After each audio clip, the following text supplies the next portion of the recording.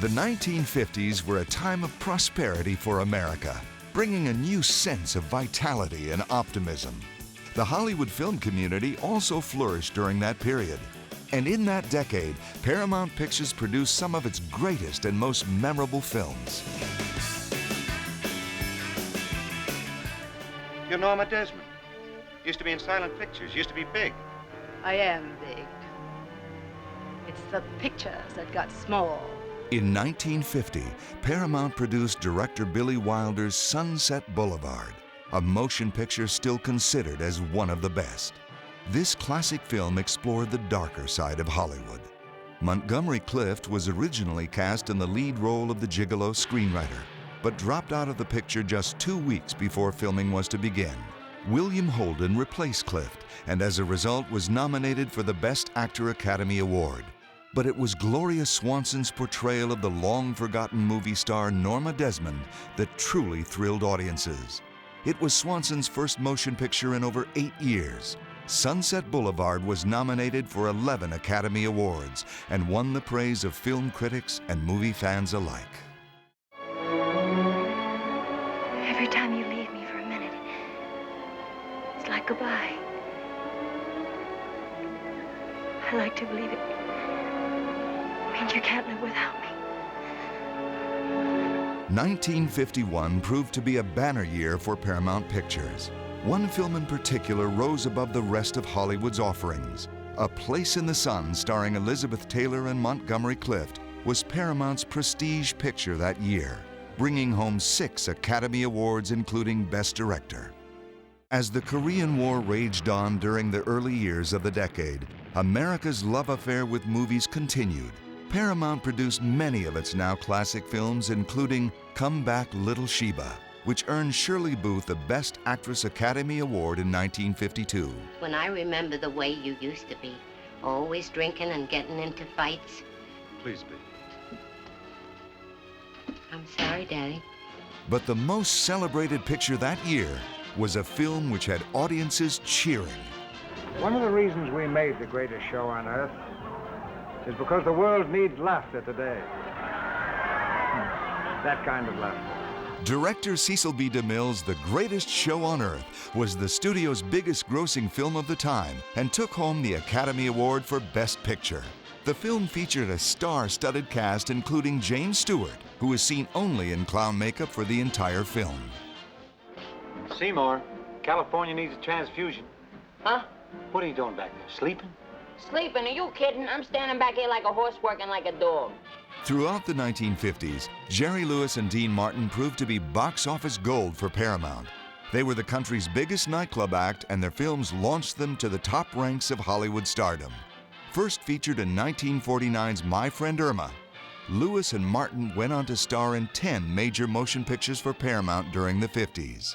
After their partnership broke up in 1956, Jerry Lewis continued to produce and star in films for Paramount, making one successful picture after another. 1953 was a very notable year for Paramount, producing such unforgettable classics as Shane, The War of the Worlds, and Stalag 17, which earned William Holden the Oscar for Best Actor. But the big surprise was a motion picture that starred a relatively unknown Belgian actress. Roman Holiday brought a young Audrey Hepburn to the attention of the movie-going public. This was the first Hollywood role for Hepburn, and she charmed audiences with her style and elegance.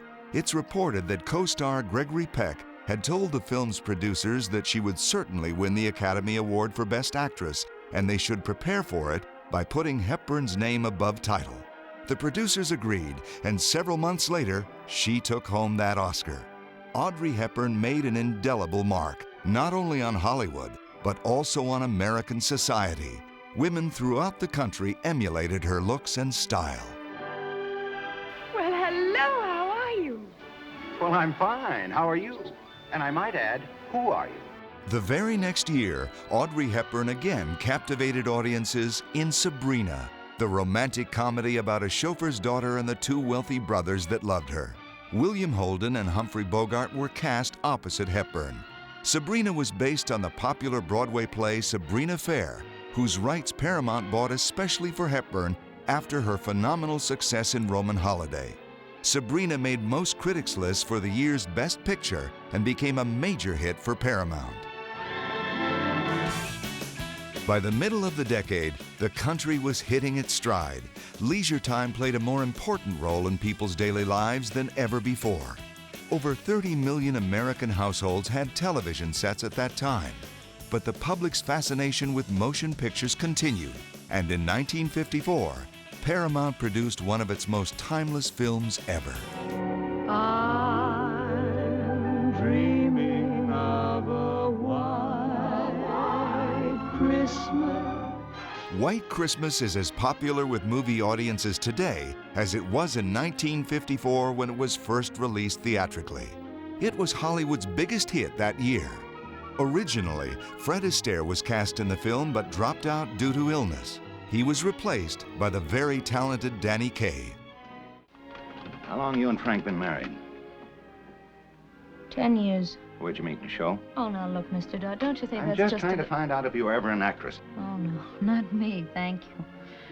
I'm just a girl from the country. The theater and the people in it have always been a complete mystery to me. Another unforgettable Paramount film from 1954 was The Country Girl. Portraying an alcoholic, Bing Crosby had an opportunity to reveal acting talents that audiences had never seen. It also gave his leading lady, Grace Kelly, the Academy Award for Best Actress. The following year, Grace Kelly again wowed audiences when she was cast opposite Cary Grant in Alfred Hitchcock's To Catch a Thief. Together they were magic on screen and at the box office. Filmed on location in France and Monaco, it was during the production of this film that Kelly was introduced to Prince Rainier, the man who would become her husband. Behold his mighty hand!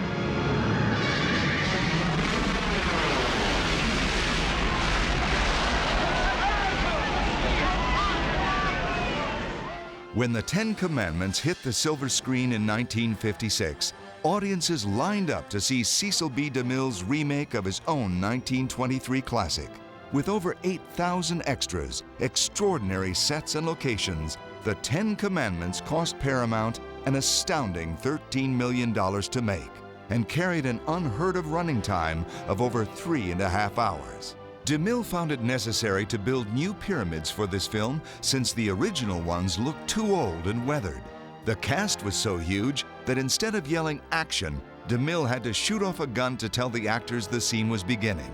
Charlton Heston was cast as the biblical figure Moses, and DeMille's recreation of the parting of the Red Sea is still considered one of cinema's most spectacular scenes. I love your funny face. Funny Face won the hearts of the movie-going public with its charm and wit in 1957, and Paramount once again realized major success at the box office. This delightful tale of a bookshop salesgirl played by Audrey Hepburn and a photographer played by Fred Astaire was nominated for 4 Academy Awards. The film features some of the most memorable Ira and George Gershwin songs ever written. As the 50s drew to a close, the successes of such Paramount films as Gunfight at the OK Corral, Houseboat, and The Buccaneer continued to keep audiences lined up at the box office. Paramount had earned nearly 200 Academy Award nominations and had won over 30 Oscars in major categories during that golden decade. But the 60s were looming ahead, and that era would bring major changes for Hollywood and the country.